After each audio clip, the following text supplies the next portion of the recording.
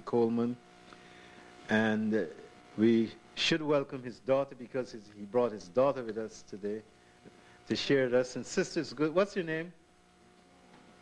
I'm sorry? Ah, serious. Serious. Yeah.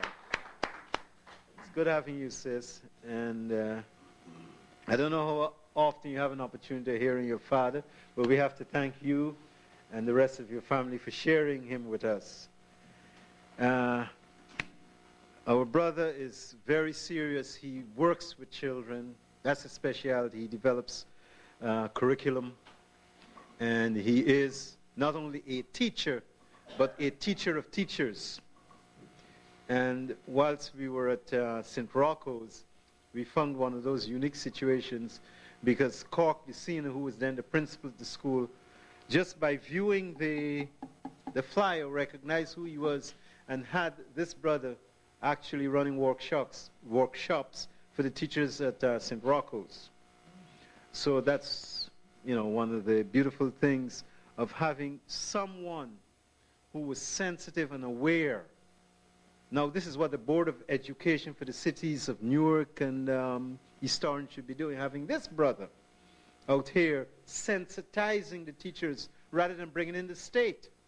I don't know if you know this, brother, but the state now runs the educational system in the city of Newark, Passaic and Jersey City, the three largest cities.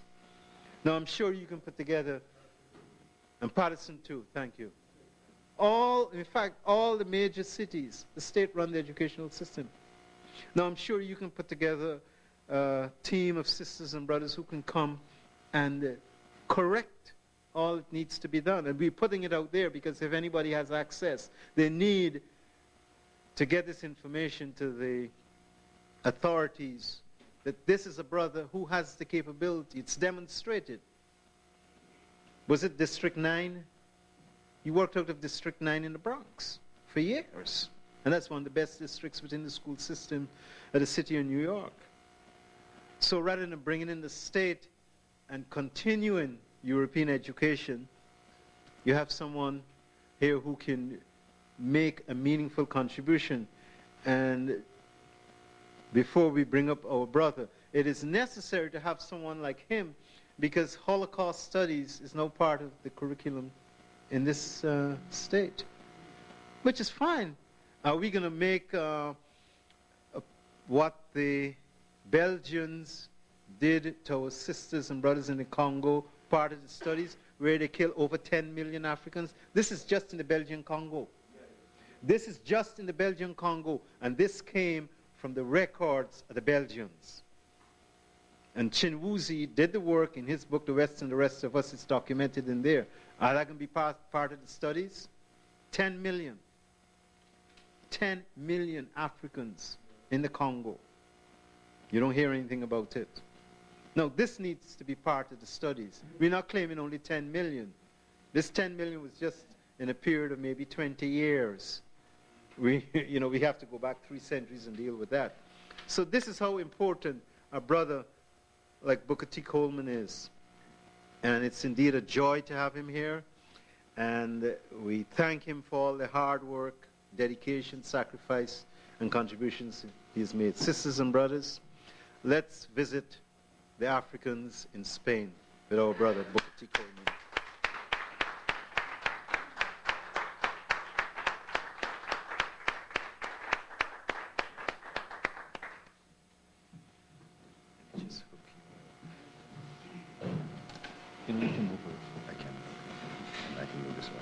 Yeah, okay.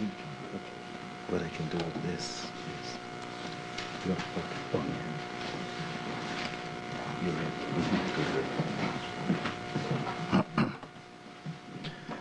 Good afternoon. Hotep, my brothers and sisters. It is very good to be back with the African Echoes family. What I'd like to do this afternoon is just echo a few things that I heard my brother Nooney speak about. First of all, we would like to dedicate our presentation today to our brother, the Honorable Bob Marley, because he truly is a prophet to me. His words are so prophetic. In many ways, he repeated what was said in the past, but he also projected what we'd be facing in the future. And Bob Marley was very special to me in terms of his message and what he was about, so we would like to dedicate this to our brother, Bob Marley. And we would also like to talk in terms of the curriculum that was spoken about just a few moments ago. And what is so very important is for us as a community to understand that this curriculum is very real. And when I talk about curriculum and when I talk about education, I'm not just talking about our young people being able to succeed. I'm not only just talking about them excelling, I'm talking about them being able to take this information to a higher level. And in the research that I've been doing over the past couple of months, about 13 months exactly, on the Moors, what I've come to realize is that they did in what they call Al-Andalus. That's what the Iberian Peninsula was called back then by the Moors. We today call it Spain and Portugal, but they call it Al-Andalus. And when you examine the Spanish language, again, as I tell my brothers and sisters from Puerto Rico and from República Dominicana, Cuba, I say the only difference between us is a boat stop. In our communities, we have such a problem, particularly where language divides us, in terms of our identification with exactly who we are as a people. And it's so important to understand the role that language plays in understanding who the Moors are. Because even when you look at the word Al-Andalus, and if I can move into concepts in Islam, understanding, of course, that the peoples that we see today, such as Saddam Hussein and Muammar Gaddafi, they are what came later. The Arabic language is deeply steeped in the African tradition, clearly. It's deeply steeped in the African tradition. The words that come out of Arabic, Antar, one of the first formers of the Arabic language, clearly wasn't African. Much of what we see in Islam today, although there are others, we have to return back to the model that Sheikh Anta Diop gave us when he spoke about the northern and southern cradle. Basically, when you look at the map,